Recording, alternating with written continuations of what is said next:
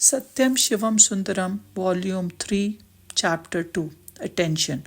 World at Prayer.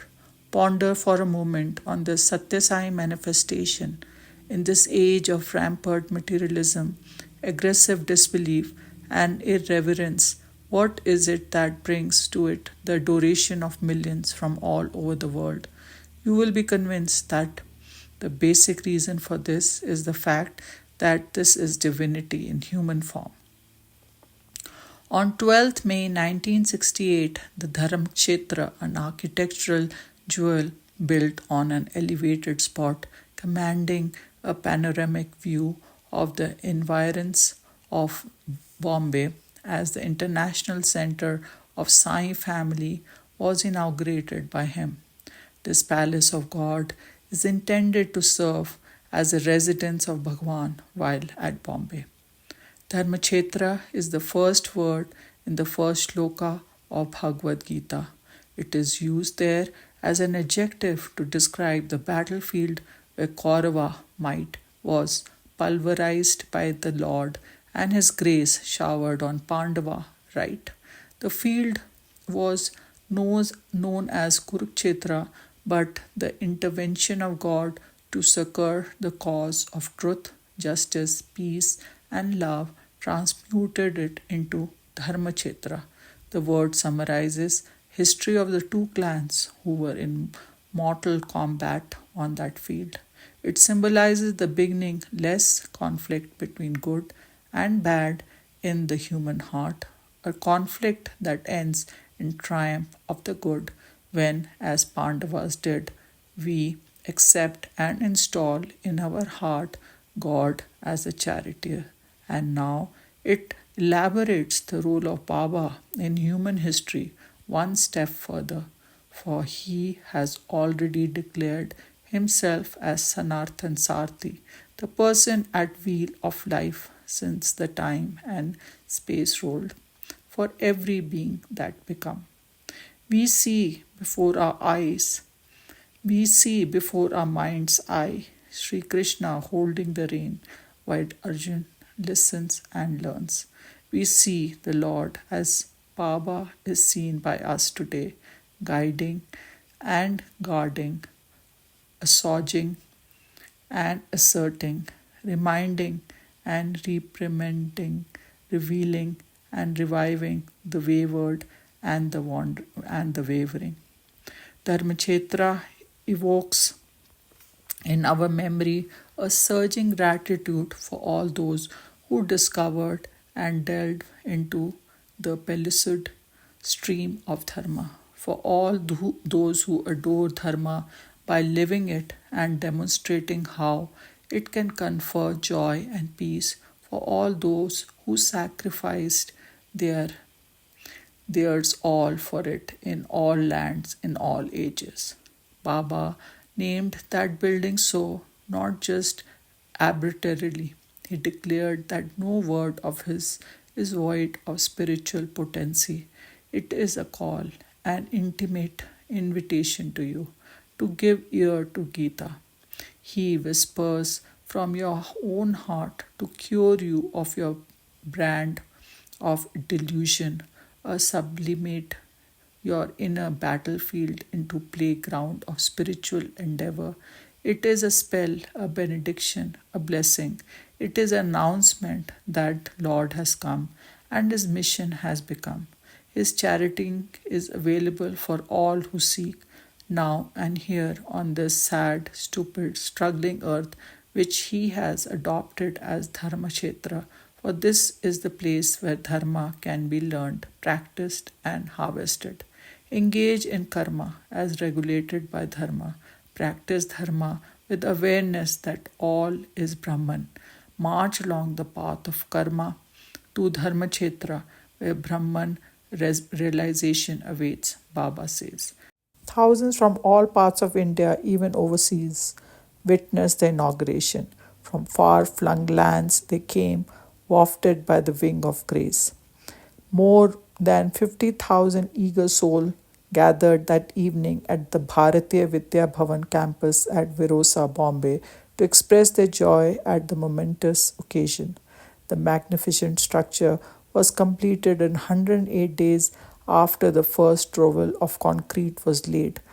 The number 9 being the theme of holy structure of the 18 petals of lotus which encloses the apartment where Bhagawan would stay, of pillars, steps, and trellis square, all in multiple of 9, the Brahman number. Shri P.K. Sawant reminded the audience that Baba blessed Maharashtra while in his previous body at Shirdi, and it is Maharashtra's good fortune again that his Dharmakshetra is established here itself. Baba said everyone is living, moving, acting, and accumulating merit or demerit as a consequence in Kurukshetra, for Kuru means to do. In this process, if the current of Dharma illuminates every moment of life, then Kurukshetra becomes Dharmakshetra. This, he said, is the lesson that Dharmakshetra will radiate round the world.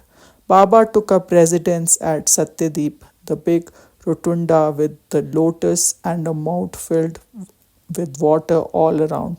The place immediately became a hive of spiritual activity, a prolific purveyor of sweetness and light. Their children brought together in Satya Sai Bal Vihar, boys and girls of the Seva Dal, adult workers in bhajan mandalis and seva smitis, all received love and learn reverence. Baba speaks to seekers and social workers who gather in the prayer hall, and they return with deep understanding and wide outlook. Meanwhile, scores of omnibuses spilling over with Sai devotees spread into Bombay from distant towns, the occupants singing bhajans at top of their voices, making the pedestrian believe that Prashanti Nilayam was passing by. Each train that drew up at the Victoria Terminus, Bombay Central or Dadar brought special coaches from Madras, Trivandrum, Bangalore, Vijayawada, Nagpur, Navasari, Delhi, Calcutta, Lucknow, and Dehradun, and the village around. Coaches packed with men, women, children, happy beyond measure, racing against time to have darshan of Bhagawan this they adore. The journey was strenuous and irksome, but tedium vanished as the vitamin G released by the bhajan acted fast on both body and mind. And not just by land, sea and air too helped in transporting the joyous lot who came into Bombay by ship and plane from Ceylon, Singapore, Jakarta, Manila, Kuwait, Dubai, Casablanca, Mombasa, Nairobi, Kampala, Arusha, Malta, and from Hong Kong, Fiji, Tehran, and Tokyo, the Pacific and Atlantic coast of America, the islands of West Indies, Peru, and Brazil. For the first World Conference of those who chose to accept Baba as their master and preceptor was to be inaugurated on 16th May at Bombay in Bharatiya Vidya Bhavan campus. Baba declared that this was the first time in the history of the world that a world conference of devotees of an avatar was being held, in the immediate physical presence and under direct supervision and observation of the avatar himself. No wonder they flew Indiawards in flocks, like birds on the ocean's open roof, winging towards and sheltering must. At, as the delegates streamed into the hall that day at sunrise, they found a friendly fragrance beyond all memory, a warmth of welcome seldom known before. Behind the dais on the wall were two murals, one depicting Chaitanya lost in ecstasy of Sankirtan, and the other Tyagarajan, the saint who sang from depth of his heart of the compassion, the majesty and the mighty of Rama form of God he had ever before his eyes. Behind the chair that Baba was to grace was a mural of lamp, the flame of light and love, straight and bright, which no wind could shake or dim. At 9 a.m., Baba came in, showering the fresh petals of his gracious smile on all present. The sight of him emitting light and love thrilled and delighted every one of them. Soon the heavenly echoes of Vedic chant tingled in the ear. Then, after certain preliminaries, Baba called upon delegates from each state to speak on the organizational aspect of sadhana in their respective region. In response, judges, vice chancellors, scientists, doctors, poets, administrators, and businessmen rose and presented reports of the activities of the Seva Smitis, study circle, bhajan group engaged in sadhana, prompted by devotion in their states. Howard Mufford from Australia said, Australia needs you, needs your love, your light. Tideman Johnson from Norway confessed, your teaching, your guidance are urgently needed in Scandinavia, where dogmen has very nearly suppressed genuine spiritual yearning. Dr. Nalinathan from Ceylon pleaded, we are children grouping in dark, make us see. Dr. C.G. Patel from Kampala prayed, Africa needs you most. Indra Devi from Tecate, Mexico said, when I speak about Bhagawan to students of Santa Barbara, Berkeley, Chicago, and other colleges, they refuse to disperse after the talk, unless I promised that I would bring Baba to America. They are hungry for him. Charles Penn from Los Angeles asserted, we look for India for spiritual guidance. We pray that Baba will come to us. When he is with us, he will be with everyone else too. The public meeting at the campus held later in the evening was attended by over 100,000, and Sai could be seen seated firmly in the hearts of every one of them. The Deputy Prime Minister of India, Sri Morarji Desai, the most Puritan of the lieutenants of Mahatma Gandhi, presided over the meeting. He had earlier met Baba at Dharmakshetra and sensed his divine compassion for a world struggling in the deepening bog of hate and greed. He was visibly moved when he saw before him squares upon squares of thickly packed aspirants, women on the right, men on the left, silent, expectant, full of ardor and adoration from all over the world, from the steps of the temple, the mosque and the church, the gurdwaras and other shrines, feasting their eyes on the charming face of Baba. Sri Morarji Desai said that the best teacher of man was Gita, since it exalted him to work for betterment of the world to his utmost capacity, at the same time to be unconcerned with the success or failure, for God, to whom all work is dedicated, knows best how it should be rewarded. Baba began his address in Sanskrit. He had directed me to translate his speech into English, and I stood behind a mic at the end of the dais. But as the language of the gods flowed so miraculously from those divine lips, I was almost struck dumb with admiration and apprehension. How, I wondered, am I to canalize the surging Ganga into the Thames? Soon Baba continued in Telugu. The body is the shrine in which the I is installed. The country is the temple of the we. The collective will, the world, is the temple of the he, and the total sum of I and we. This is gathering of people of all faith, and so it is fitting that I assert here that every faith is but an endeavor to cleanse the impulses and emotions as part of the process of discovering the truth, both seen and unseen. The search for the same treasure, the summit is one, only tracks are many, guides too are many, clamoring and competing for pelf and prestige, Baba said. Even those who swear that they did not find any trace of God in the depth of space, or who aver that God is dead, or that even if alive, he has outlived his use for man, that he has ever been a handicap and a costly nuisance for man, these too have to admit that there is something inscrutable beyond the reach of reason, something which pervades the world and reveals itself in love, renunciation, and service. That something is God, Baba declared in the course of a rousing discourse on the divinity inherent in the universe. appreciating the efforts of Bharatiya Vidya Bhavan to resuscitate the ideals and practices of Sanatan Dharma. Baba said, "This conference is the confluence of three holy streams, the Atma Vidya, which the delegates and the visitor held primal for successful living, the Satsang provided by the aspirants from all races and religions, and the basic principle of Bharatiya culture which the Bhavan helped them to remember. Seven subcommittees which were discussing the topics allocated to them presented their recommendation and suggestion to open conference at noon on the 17th.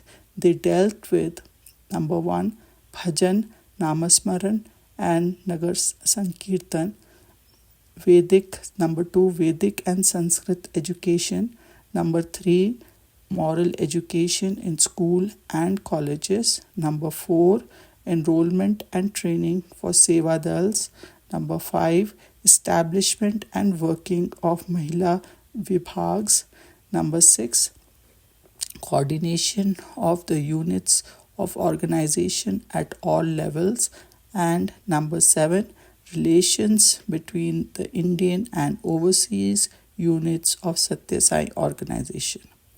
Dr. V.K. Gokul then addressed the gathering on the avatarhood of Baba. We have met here with the common purpose of affirming the supremacy of consciousness over matter, subject over object, seer over the seen, charioteer over the chariot, and the transcendental over the trivial. So we have not to be baffled as others are bound to be by the phenomenon of human form which the formless absolute has donned, he explained. As he himself announced the previous evening, Baba spoke on the grandeur and glory of the name of God, be it any name, and the steady influence of good its reputation generates in the individual. In this age of materialism, Baba said, the constant repetition of name of God is the one hope which man has to rise up to him or to bring him near. Repeating the name brings down grace. Mira waffled the cup of poison with the name on her tongue. It turned into nectar. Sanctify every minute of your day and night with unbroken recollection of the name. I do not want you to think that I desire this name and this form to be published. I have not come to set afoot a new cult. Know that this sign form is the form of all the various names that man has used and uses now to identify and adore one divine. So I teach that no distinction should be made between the names Rama, Krishna, Ishwara, Sai, for all they are, all of them, my names. Of what avail is it if you worship my name and form without attempting to cultivate any samartha, equal love for all, my shanti, unruffled equanimity, my prem, love, my sahana, forbearance, and my ananda, perpetual state of supreme bliss. Many of you plead for a message from me. Well, my life is my message. You will be adhering to my message if you so live that your lives become evidence of dispassion, courage, confidence, revealing eagerness to serve those who are in distress. As Bhagawan cast his grace-filled eyes on the thirsty faces before him, eager to drink in the truth, he was vouchsafing to pour into their hearts. Suddenly, his eyes softened in compassion. His voice rose, the speed of his words doubled and trebled. Everyone present sensed almost instinctively that a great moment in their life had come. In ecstatic thrill, they prepared themselves to listen to a great revelation, to a benediction that world can hope to receive, but rarely in its history. He said, gathered here today are people who have devotion, people from all sectors of society. I must tell you about my reality, because 99 out of every 100 among you do not know. You have come here drawn by diverse needs or interest, by taste of spiritual matters, by eagerness to develop the institution to which you are attached, by admiration or affection, by love or reverence or loyalty, or just a spurt of enthusiasm to join others in this exultation or to share with them your own. In truth, you cannot understand nature of my reality, either today or even after thousands of years of steady austerity or ardent inquiry, even if all mankind were to join in that effort. But shortly you will become cognizant of the bliss showered by the divine principle, which has taken upon itself the sacred body and the sacred name. Your good fortune in having this chance is greater than what was available to anchorites, monks, sages, and saints, and even to personalities that embodied facets of divine glory. Since I move with you, eat like you, and talk to you, you are deluded into the belief that this is but a human phenomena. Be warned against this mistake.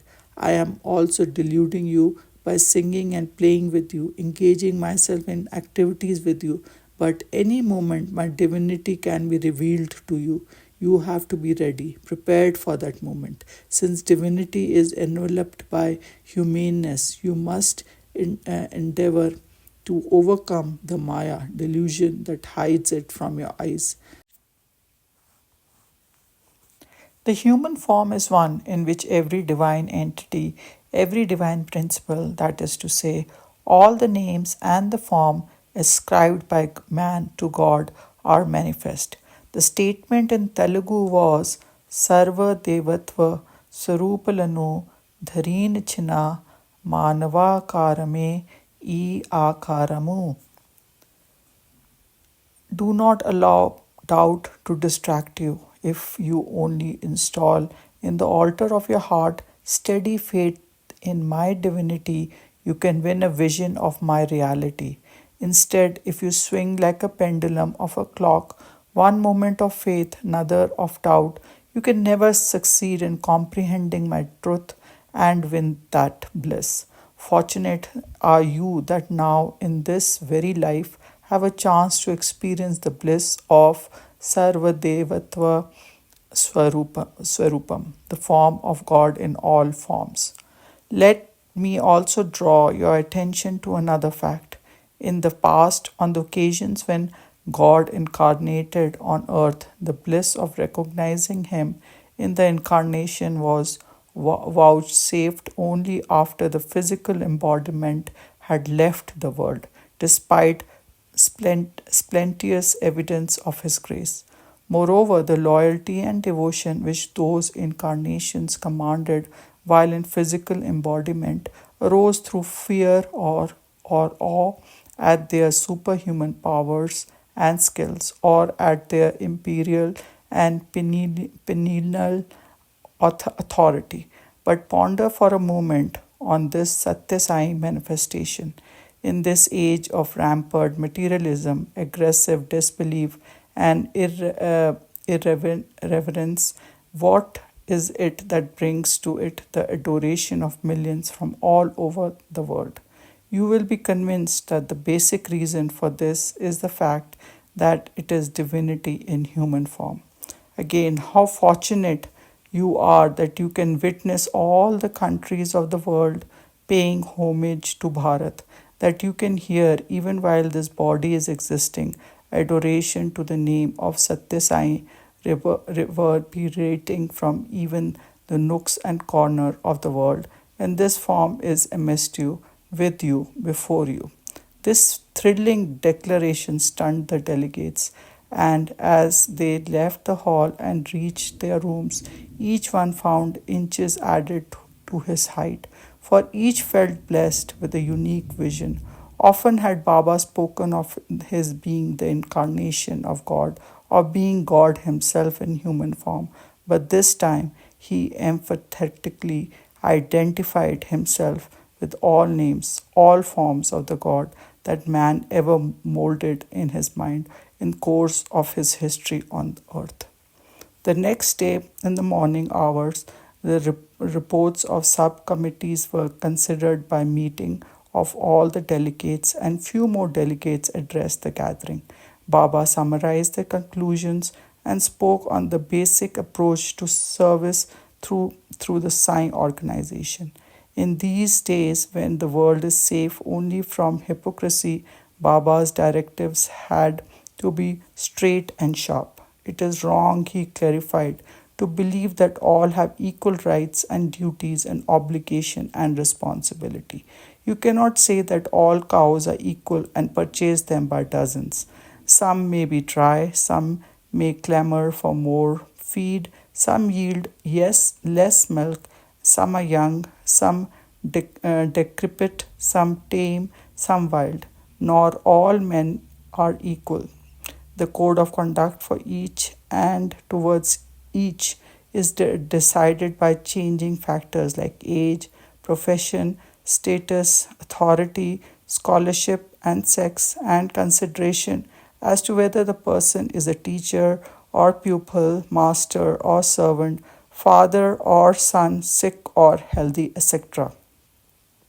As far as I am concerned, there is only one rule that binds me: love. That love will quieten you, it will comfort you, it will inspire to merge with me. When the conference met for the evening session, speeches in Sanskrit was delivered by four pandits of the All India Prashanti Vidwan Mahasabha founded by Baba. Mrs. Osborne addressed the gathering in English. She was introduced as wife of the author of the book Incredible Sai Baba, written about the previous incarnation of the inexplicable Sai Baba now with us. Baba offered to sum up the suggestions for spiritual uplift that emerged from deliberations among the delegates, as also the gist of his talk with representatives from various states. He spoke about bhajans, dhyana sittings, study circles, and particularly about Nagar Sankirtan, which received attention as a very important activity of the units. This was how Baba said, and Jayadeva, Gauranga, Tukaram, Kabir, and Purandara Das led God into every heart. Gather together in hours before dawn, walk slowly along the street, singing bhajans, glorifying God. Carry the name to every doorstep.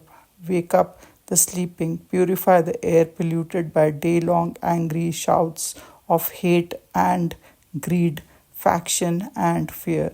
What greater service can you render than this, beginning the day with name of God and helping others to remember him? The valedictory meeting of the conference was held at 10 a.m. on the 19th. Baba wanted that all those who had come from far and near be informed of major decisions of the conference, which were rare directives aimed at spiritual upliftment of common man. Dr. Gokak, in his address, found himself saying, Sai is the gateway to all greatness, all effulgence of the spirit, for he was too overwhelmed to be silent. Sai is no blinding word. Sai is no limiting word, he said. It is the word that contains the meaning of every other word. In the beginning was the word. That word is he. Mr. Bharde, Speaker of Maharashtra Legislative Assembly, said that Baba was fast transforming Bombay from Bhoga Nagri into Yoga Nagri, from city of sensuous to cities divine. It would well be said the process of transmutation is on, not just in Bombay, but the world over. The Baba too spoke of the urgent need for man to be aware of his immortality and to draw courage therefrom, as Arjun did when overcome by despondency. Dharmakshetra, where Baba stayed during the conference, was the venue every day for a number of gatherings where Baba was busy explaining, elaborating, elucidating, and emphasizing the fundamentals of spiritual discipline and wisdom, regardless of time and unmindfulness of the exhaustion his physical body was likely to get. Besides this, Baba was guiding there a Prashanti youth camp of over 65 university alumni. There was held a special gathering of the Lions of Bombay City, who sought from him guidance regarding the basic attitudes that would help their activity and the philosophy that can sustain them. It was noticed that Baba granted audience to the overseas delegates more often. It was because they had fewer chances of personal contact with him and they were eager to be as near him as for as long as he permitted. Amongst those whom Baba drew to himself during the conference was the veteran Gandhinian, the scholarly statesman, the patriotic writer, the practical administrator, the devoted student of Bharatiya culture, Kulapathi Dr. K.M. Munshi. He had realized more than most of the doughty warrior led by Gandhiji in the struggle for Swaraj that India had to be independent so that she can gain self-respect, adore her own culture, and thereby make her invaluable contribution to progress of humanity through her adherence to the ideals embedded in that culture. The Bharatiya Vidya Bhavan is the institute through which Munshi sought to achieve the revival of Indian culture and so implant in the hearts of Indian youth a genuine appetite for living their life as true sons of Bharat Mata, as legitimate inheritors of the peerless wisdom gathered by the sages of this land. Baba agreed to have conference in Bhavan campus, a fertile field where from a rich harvest of Vedic and Upanishadic culture had to be reaped in the near future. This fact Baba mentioned with appreciation. So Dr. Munshi visited Dharmakshetra as well as the conference hall and he said, all my life I have taken keen interest in personalities to whom supernatural powers are attributed. I have tried to understand their ways, how they project their personality and release stream of faith and transform their followers into dedicated persons. When Dr. Munshi met Baba for the first time in Dharmakshetra, hope met fulfillment, aspiration met achievement, prayer met the boon desired for Baba has come. Come he has to install Bharatiya Vidya, that is to say Atma Vidya, on the throne of science to reinstate India as the guru of humanity, to help Indians to win the fruit of India's independence, teaching them the way to master the self through Indians, the rest of the world. Baba observed that Dr. Munshi's right hand was trembling slightly on account of a chronic Parkinson's disease. Then, in Dr. Munshi's word, Baba rose from his seat, took his fingers and covered them with his own, and rubbed them with sacred ashes which came out of his hand. Then he waved with a sweeping gesture and caught a ring he had materialized. He slipped it on the little finger of my right hand. I immediately perceived the stiffness of my fingers almost gone, so had the trembling in the right arm and leg. It needs to be mentioned here that the cure was permanent and not a passing phase, for the science of medicine says Parkinson's disease is one of the least tractable of maladies, even as regard the relief from its symptom. More than the miraculous relief from a physical handicap which he was talkily tolerating, Baba removed the handicaps which stood in the way of the septuagenarian savant accepting Baba as the Guru he was seeking. Baba visited Munshi's home, and all the members of the family found themselves confiding in him.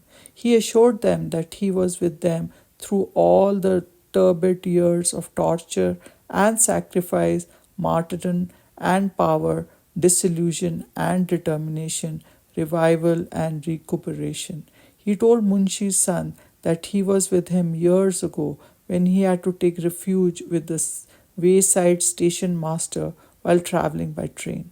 He took upon himself burden of bringing health and happiness upon his kith and kin, for none is there beyond the pale of his love. Dr. Munshi writes, he has the capacity to plant seeds of faith in men seeds, which when they sprout will liberate them from greed, hate, and fear. No wonder then that all the mental reservations with which Munshi approached Baba, whom he had taken to be just another in the array of Babas he had encountered during his checkered career, disappeared the moment he recognized the reality, and he did not hesitate to declare this in the pages of the Bhavan's journal, one of the leading Indian periodicals commanding a circulation of 50,000 copies. Describing his campaign in Britain, Julius Caesar said in a historic phrase, Veni, Vedi, Vinci. I came, I saw, I conquered. Here I went, I saw, I conquered. This is the experience not only of Dr. Munshi, everyone who goes to Baba and sees him through eyes that are clear and keen has the same experience. On the 18th, at the special request of Indra Devi, who had planned a crusade for light in darkness aimed at illuminating the hate ridden hell within the human heart, Baba lit a perpetual lamp at Dharmakshetra. That lamp and other lamp lit from the sacred flame will serve to shed the light of love on all who meditate on him. The rising of Sai's sun made certain vested interest feel ill at ease, bewildered at the millions milling towards wherever Baba was. Calculating practitioners who traded in religion feared that the traditional dates and offerings would soon dry up, threatening their very sustenance. Little did they know that Baba had come to water every plant in the garden of faith, that he was a no sower of schism, but great harmonizer, the mountain peak that appears to some as Shiva, to others as Vishnu, to some as Christ, and to some others as Allah or as Buddha, according to the angle from which they viewed. The yellow section of the press yielded to the temptation of blasphemy and scandal mongering. The more responsible periodicals tried to probe and understand. They requested that their representative meet Baba and try to measure the depth of the rare phenomena in their midst. About 30 special correspondents representing leading English and Indian language newspaper came to Dharmakshetra on 21st May. The question they asked were naturally prompted by curiosity. They wanted to know the purpose and the modulus operandi of miracles performed by Baba. In reply, Baba declared that these were evidences rather than demonstration of the divine. It is the love that prompts me to give, and when I want to give, the thing is ready, he said. I can, by my sankalpa, change earth into sky and sky into earth, but that is not the only sign of divine might. It is the love, the compassion, the supreme patience to deal with all this is the unique sign, Baba explained. Those who came to probe were prompted to sit and learn. He advised the newspapers to stress the unity of Indian culture, to emphasize the value of Indian way of life instead of playing up the differences and defects. He wanted them to indulge neither in flattery nor in slinging. He asked them not to inflame or burn incense, but portray and highlight all the example of service and sacrifice. On the 24th, Baba left by car towards Gujarat, where a large number of study circles and bhajan mandalis and the miracles emanating from his will had soaked the people in Sai devotion. He visited Navasari and Surat on his way to Baroda, where he spent a day meeting devotees from areas around like Nainitad, etc. Baba then returned to Bombay and left for Pune. The Andhra Association of Pune welcomed Baba at the premises of the association, but it was not owing to any linguistic or regional label for which geographic regions can claim to contain him more than another. He belongs to all humanity. Baba spoke of the problem that afflict mankind and the valid and valuable solutions thereto discovered by sages millennia ago. The people of Pune felt blessed at the chance to have darshan and imbibe the nectar of his discourse. On his way to Hyderabad, Baba halted at Solapur, where he urged people to investigate into their own inner resource and learn to develop them. Develop unshakable faith in yourself, in your capacity to live well and long, in your capacity or to be of use to others, he exalted. At Hyderabad too, his message was a tonic to the wayward and vacillating.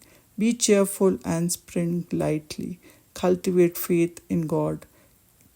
Keep virtuous company. Nourish discipline and cherish lofty ideals of service. Control the senses, avoid seeing evil, hearing evil, relishing evil thoughts and sight, words and news. Go straight, not along a crooked path. Do not read trash or see foul films. Discipline the wavering mind by means of bhajan, sankirtan, and namasmaran. Baba directed. On 10th of June, Baba returned to Prashanti Nilayam. This chapter may well be closed with an extract from a letter from Charles Penn on his return to America after being exhilarated by his first physical darshan of Baba, having his faith and devotion enriched by experience at Dharmakshetra and the World Conference at Bombay, especially Baba's revelation of his being the one divine principle come in human form. Baba appeared before him at his US residence and said, "You, Charles, saw at Bombay the tens of thousands of seekers of liberation striving to catch a glimpse of me. These numbers are but a drop in the ocean compared to the countless unseen souls who try to reach me from beyond mortal bounds. To all I give my light and love and help each forward towards liberation. All who come to me in their concrete form have fortunately reached the stage when they are beginning to see the reality. Those who cry for the chance to see me in the concrete form have their prayers answered. To each I give every opportunity for darshan, for they deserve and receive my love." Then Charles, there are those who may never see me in the concrete form. They have all the same reached me through a friend, a book, or a photograph. To each of these, if they yearn deeply, I give my darshan inwardly. These two I love as deeply, for they have begun to see themselves as being beyond their body as divine souls. This is true advancement towards self realization. Liberation and peace can be theirs through loving the Lord in meditation. All those who meditate upon me as one with many names and forms will have Shanti. Om Sai Ram. End of chapter 2.